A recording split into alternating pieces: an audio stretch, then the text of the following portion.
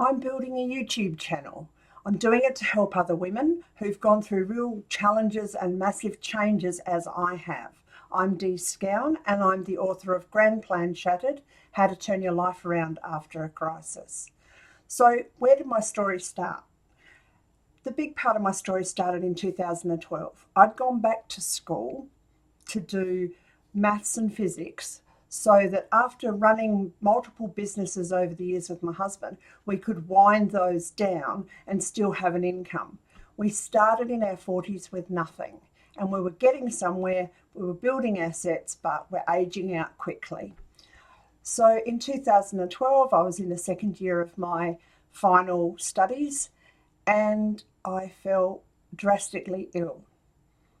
I was bedridden for 18 months. So what did that feel like?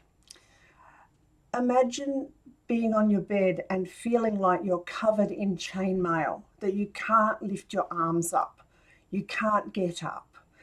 It's like everything hurts, every inch of your body, every muscle, every joint. I slept for 20 hours a day. I didn't just sleep, I was out cold. I couldn't be roused from sleep.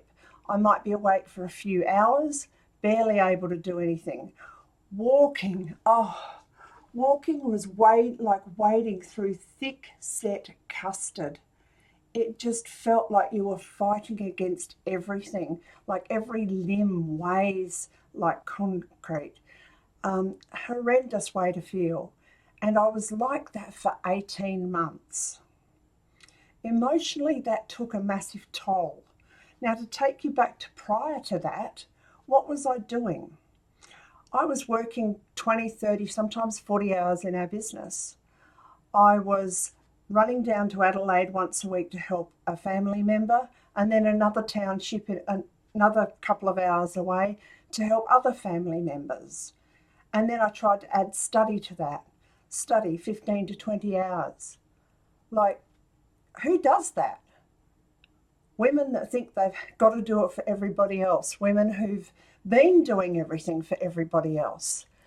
And I simply burnt out. I pushed my body to the point where I came down with ME/CFS. That's myalgic encephalomyelitis, chronic fatigue syndrome. If I was up and about, most people wouldn't know I was sick, but those that were close would see me in my worst times. My husband told me I used to go grey, as in my face, not my hair. I dyed that. So, yeah, he would tell when I was really, really exhausted. And it wasn't just exhaustion. The fatigue depth is just massive. So, what next? I had this grand plan. I was going to go to uni for 8 years, travelling from the country, spend hundreds of thousands on fuel and degree so that I could go to work at 63 for somebody else behind a desk because we would need the money, we would still be paying off debt possibly. That's what a lot of people do. We run ourselves into the ground. Had I not gotten sick, it may have been a lot worse. So where did that leave me? 18 months I was pretty well bedridden, could do very, very little. And the only thing that kept me sane was actually my horse, because I had been told I would be sick for 10 to 20 years, that I could end up in a wheelchair. And that's how it felt like it was going to end up. I thought that maybe if I could wheel myself out to see the horse each day, that might just keep my eyes above water, because it wasn't here, it was here. I just kept looking at the computer, seeing if I could find some answers, trying different things, trying supplements, trying programs, all sorts of things. I eventually found a set of supplements that could support me. So I was having blood tests constantly and my nutrient levels were low. My body wasn't processing the small amount that I was taking in. So I needed to supplement. And a lot of us do because of the way food is grown now and a lot of other things. And I tried a few and wasted hundreds of dollars on them because they just didn't make a difference. So I found one company that sold something that was going to work, and it did. It took probably a month before I started to really see changes, to see that I was sleeping less. I was only out cold 16 hours a night. It was really challenging, but that got me on the beginnings of the climb back up. Now, I had a history in corporate work, in all sorts of things. I've travelled around Australia as a young person, done all sorts of kind of work. So I knew I could turn my hand to other things. I just didn't know what. And my confidence was pretty low. So I needed to look into things. Gradually, I looked at this company and thought, okay, I can do a bit of that. That's direct selling. Yes, I can promote that sort of thing because I use the stuff. So that was good. Then I sought a coach. And as I was being coached, I was thinking, oh, well, I'll build this, company business up as big as I can and make my money that way. As I went along with the coaching, Sharon Jerd, the woman who coached me, said to me one day, oh my goodness, Dee, why don't you coach people? You've been doing it all your life and never getting paid for it. Complete mind blown. She was right. She saw in me what I couldn't see in myself.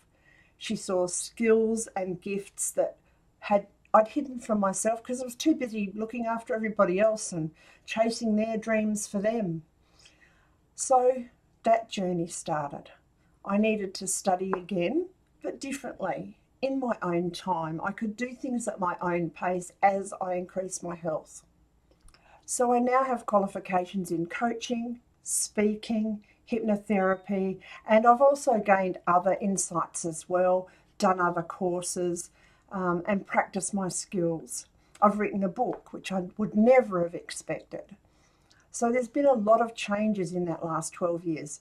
I've still got MECFS. I manage it really, really well.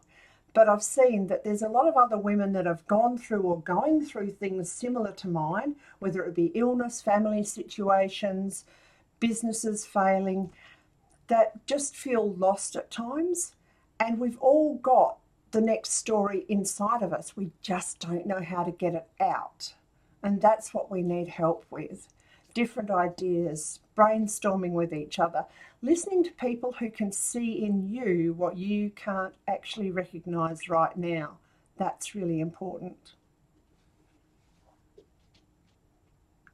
This journey isn't about surviving, it's about thriving.